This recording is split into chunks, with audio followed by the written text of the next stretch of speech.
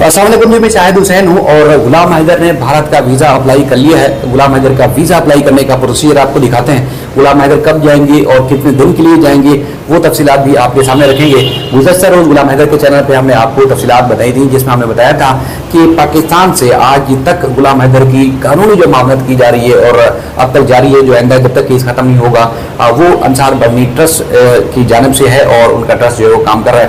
आज इस वक्त हम अंसार बर्नी एजुकेट इंटरनेशनल ट्रस्ट के ऑफिस में मौजूद है।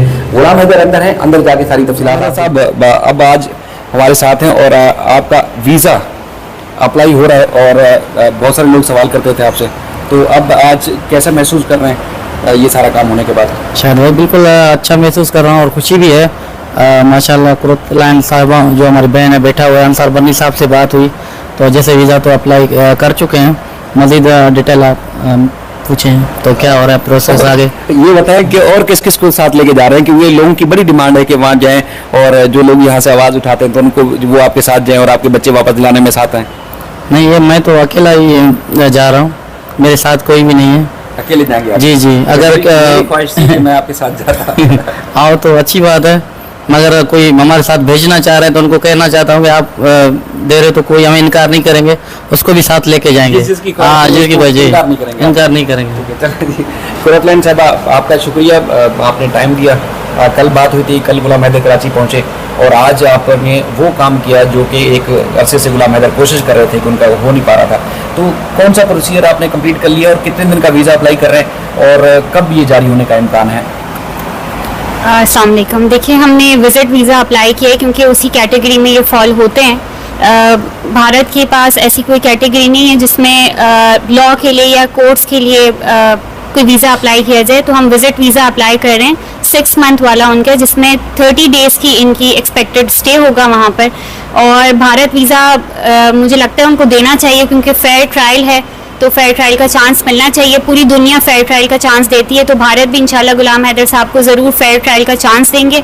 भारत की सरकार इन्हें मौका देगी कि यहाँ आएँ, अपना मौक़िफ़ रखें और बच्चे इनके हवाले किए जाएँ। अगर ये दुरुस्त करार पाए जाते हैं वहाँ पर, जो कि हैं ये दुरुस्त क्योंकि नेचुरल गार्जियन है और बच्चों को ट्रैफिकिंग के ज़रिए ले जाया गया है क्योंकि इन्होंने कोई लेटर ऑफ कंसर्न नहीं दिया, उनके पास गार्जियनशिप सर्टिफिकेट नहीं है। सीमा के अपने मुताबिक अपने मुँह से जो कहती हैं कि तलाक हो चुकी है, तो अगर तलाक हो चुकी है, अगर हो चुकी है तो गार्जियनशिप सर्टिफिकेट कहाँ है, लेटर ऑफ कंसर्न का है। अगर नहीं हुई तब भी नेचुरल गार्जियन की परमिशन के बगैर आप बच्चों को ट्रैवल नहीं करवा सकते। तो गुलाम हैदर का हक है, वो अपने बच्चों को लेने जा रहे हैं। भारत की सरकार जो है वो अब इस मामले को देखेगी कि वो वीज़ा दे और इन्हें फेयर अपनी बात, अपना मौक़िफ़ रखने का चांस मिले। तो आपको जो कानूनी मामला थे वहाँ पर मोहम्मद मलिक साहब को हेयर किया गया था आप लोगों की तरफ से, तो वहाँ से क्या अपडेट्स है कि कौन कौन से केसेस में इनको बुलाया गया है और वहाँ जाएंगे, इनका जाना बहुत ज़्यादा ज़रूरी है?